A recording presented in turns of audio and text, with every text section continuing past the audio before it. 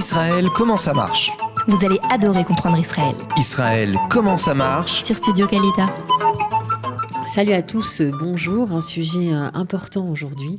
Avec nous Ilana Glicksberg. Bonjour Ilana. Bonjour.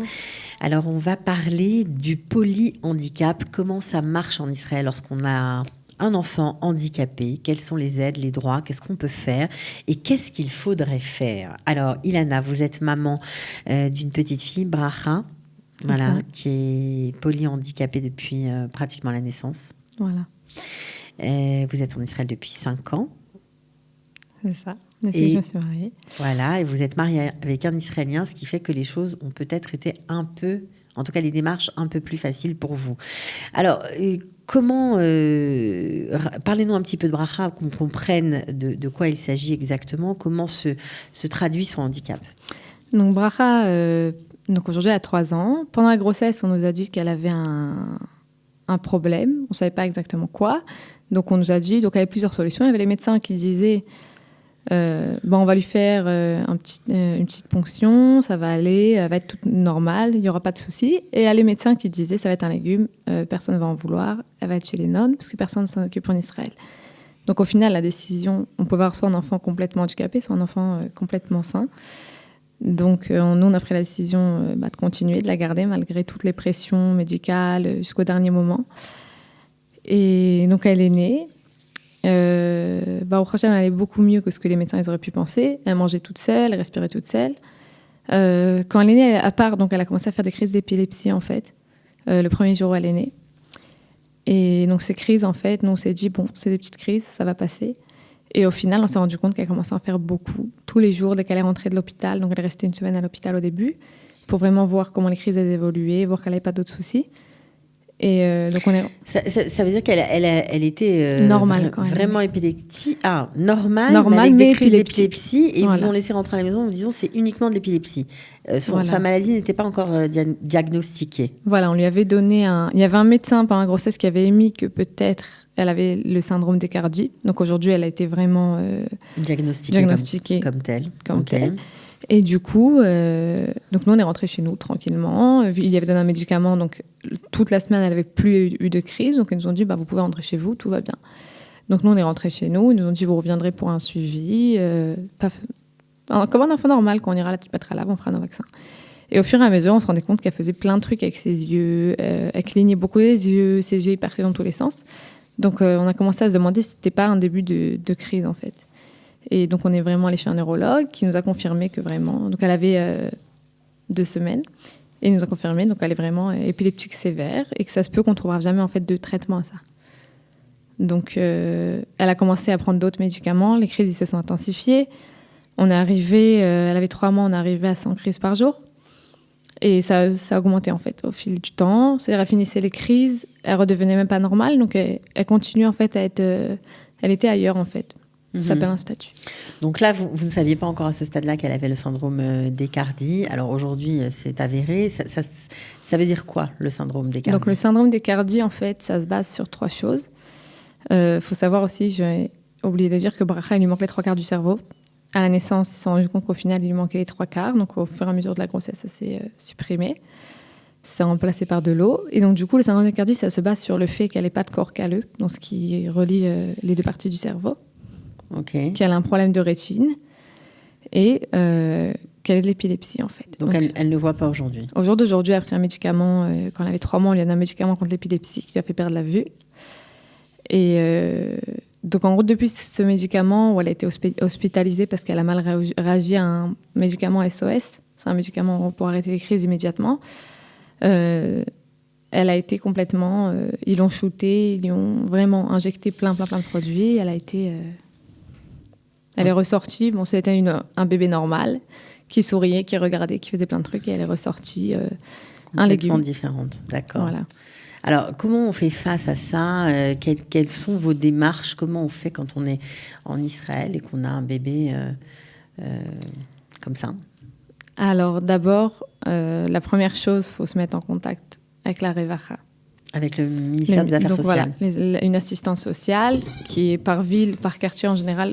Donc nous, quand on habite à Bétar, c'est la ville. Donc, on va vous donner une assistante sociale attitrée. Donc, elle va voir votre dossier. Elle va toujours vous suivre pour que vraiment il y ait un vrai suivi. Alors, elle va vous dire en gros où vous devez aller pour avoir vos droits. Donc, vous allez aller au Bitoire Lomi. Elle va vous donner aussi, elle va vous dire que vous pouvez avoir le droit à avoir une misguérette, donc un endroit pour la prendre en charge. C'est voilà, ça, pour la prendre en charge la journée, comme si elle allait en fait dans une crèche, quoi. Donc, il existe des établissements comme ça. Il y a des établissements. Dans tout Israël. Voilà, dans tout Israël. En général, c'est les mêmes établissements qui sont éparpillés. C'est une chaîne d'établissements. Ok, d'accord. Okay. Donc voilà, en fait, elle va vous aider surtout pour l'état, donc pour le processus en fait, pour que ces enfants intègrent une misguérette adaptée, donc un centre adapté. Après, il faut vraiment savoir qu'il y a des centres qui ne sont pas forcément adaptés à chaque enfant. Il y a des centres, par exemple, pour les aveugles, pour les handicapés. Il y a des centres que pour les aveugles. Il y a des centres pour les autistes, des centres pour les trisomiques aussi. Okay. Donc voilà, c'est un petit peu ça. Après, alors au niveau du Bitoire Lomi, il va falloir se battre. Patience. Voilà. Se battre, ça veut dire quoi, se battre? C'est vraiment se battre. Vous allez donner un dossier avec tout le dossier médical de l'enfant. Alors, un dossier pour faire quoi? Pour obtenir des aides financières ou des aides à la personne, par exemple? Ça commence en dehors. Alors, quand l'enfant il a moins de 3 ans, c'est une aide financière qui est le maximum, en fait, c'est jusqu'à 2500 shekels à peu près. C'est pour ceux qui sont vraiment, genre qu'ils ont le maximum de pourcentage handicap. Et vu qu'ils sont considérés, quoi qu'il arrive, des bébés et dépendants, donc jamais ils vont avoir ils vont pas avoir une kitzva, genre une pension, une aide plus grande. Au fur et à mesure, vous pouvez aussi avoir le Bitoire Lomi. Ce qu'ils vont faire aussi, ils vont aussi vous directement, ça va être envoyé en fait au ministère de la santé aussi. Donc en fait, vos enfants ils vont être enregistrés partout. Mais le ministère Misrad Harishouy en fait. Ministère des permis. Voilà. Désolée. D'accord. Donc, ils vont automatiquement, si l'enfant il a le droit de recevoir, par exemple, une carte handicapée pour la voiture, donc vous allez le recevoir. Donc, vous faites la demande, on vous la donne. On vous donne aussi une carte, comme quoi, en gros, vous pouvez passer en priorité, une carte prioritaire. D'accord. Dans des queues, des choses comme ça, des magasins. Dans les magasins. D'accord. Après... Donc, pour la poussette, par exemple. Alors, la poussette. Le fauteuil roulant, comment on fait? Alors, la poussette, par exemple, donc vous avez besoin d'un siège. Alors, il faut savoir que, par exemple, le Bitoire, on va jamais vous donner un vrai... comment dire? Vous n'allez pas avoir de choix, vraiment. Et il y a des choses que vous n'avez pas le droit. Par exemple, vous n'allez pas avoir d'aide pour avoir une chaise pour la maison. C'est une poussette, un appareil pour la douche. Donc, en général, voilà, c'est une poussette, un appareil pour la douche, parce que c'est ce qui est le plus important, entre guillemets. C'est tout. C'est tout. Donc, une chaise pour la maison, il va falloir vous débrouiller. C'est-à-dire même à l'école. Alors, une chaise quoi? Une chaise haute, ou quand vous dites une chaise, c'est quoi? Une chaise roulante? C'est une chaise roulante, mais vraiment adaptée pour la maison, en fait. Donc, c'est une chaise qui ne sort pas. C'est un peu plus confortable qu'une poussette. L'enfant, il va passer 3/4 du temps dedans, quoi. Vu qu'il ne s'assoit pas sur un fauteuil, ça soit un fauteuil normal ni une chaise. Donc, c'est une chaise vraiment adaptée avec plein de... Donc, tout ça, ce n'est pas pris en charge par le Bitoire Lomi, c'est on va dire, des choses que vous devez acheter vous-même. Voilà. Avec votre propre argent. Voilà, donc ça, ce qui n'est pas pris en charge par le ministère d'Abriout, en gros, vous achetez tout seul. Et on va dire c'est très cher. Nous, on a payé une chaise à 30 000 shekels.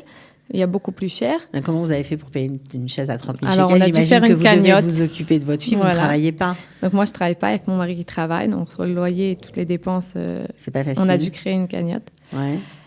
Donc, les gens, ils nous ont vraiment aidés. Il y a des personnes de la famille qui ont pu aider, qui ont aidé aussi.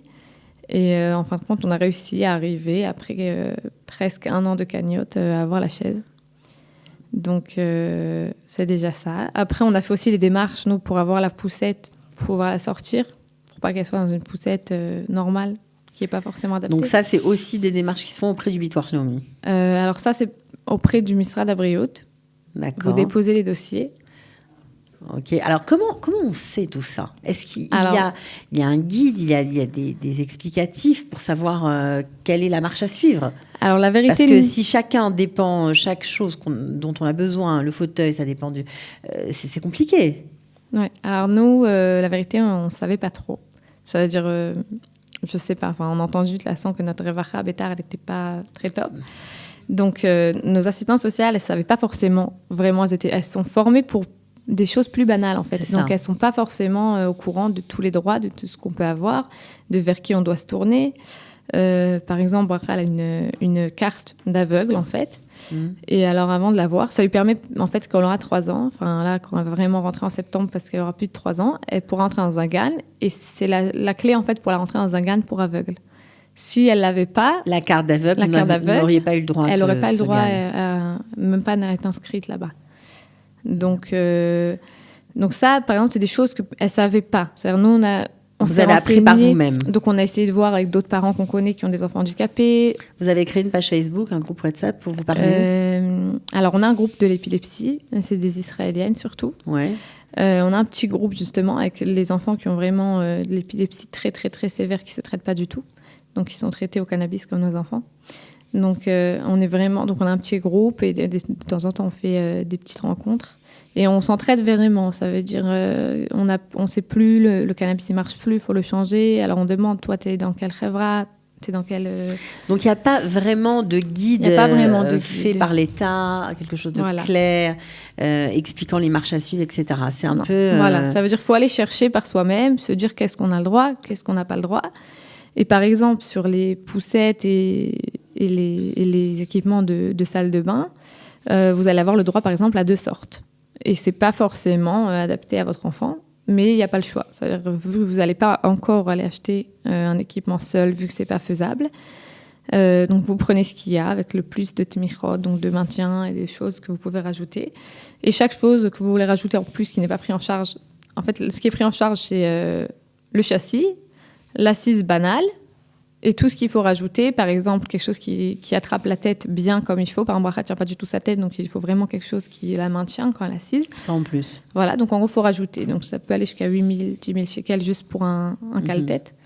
Pareil, les gagones, les toits de poussettes, c'est dans les entre 700 et 1000 shekels. Chaque chose, quoi. D'accord. Alors, on a compris que les droits sont peu nombreux, mais il y en a quand même. Il y a une petite bourse en fonction du pourcentage de handicap de l'enfant, donnée par le Bitoire Leumi et le ministère des Affaires sociales qui vous donne une assistante sociale attitrée et des listes d'associations qui peuvent prendre en charge votre enfant dans une institution. Alors vous, Bracha a été accepté dans 2 institutions. Il y en a plusieurs. Hein, vous pouvez les citer. Les institutions qui prennent en charge ce genre d'enfants. Alors vous, c'était Aline et Allé. Il y en a d'autres. Voilà, il y a Shalva, il y a Meshi. Il y a aussi il y a un GAN, il y a Elia, donc c'est spécialisé pour les aveugles. Il y a un GAN, ça s'appelle le GAN Shikoumi à Beit Vegan aussi. Et donc, Bracha, elle a été acceptée que dans 2. D'accord. Et parmi les 2, donc il faut faire un choix. Donc, ce n'est pas forcément ce que nous, on souhaitait. Mais donc, il fallait vraiment décider où la mettre. Que ce soit pour nous ou pour elle, nous, on avait besoin d'avoir même 1 heure tout seul. Enfin, moi-même, avec moi-même, faire quelque chose. Ah, bien sûr. Depuis sa naissance, on n'a jamais été 5 minutes tout seul. Et donc, on est parti voir Aline. Nous, on n'a pas aimé parce qu'il les mettait par ordre en fait, de retard mental et pas par âge.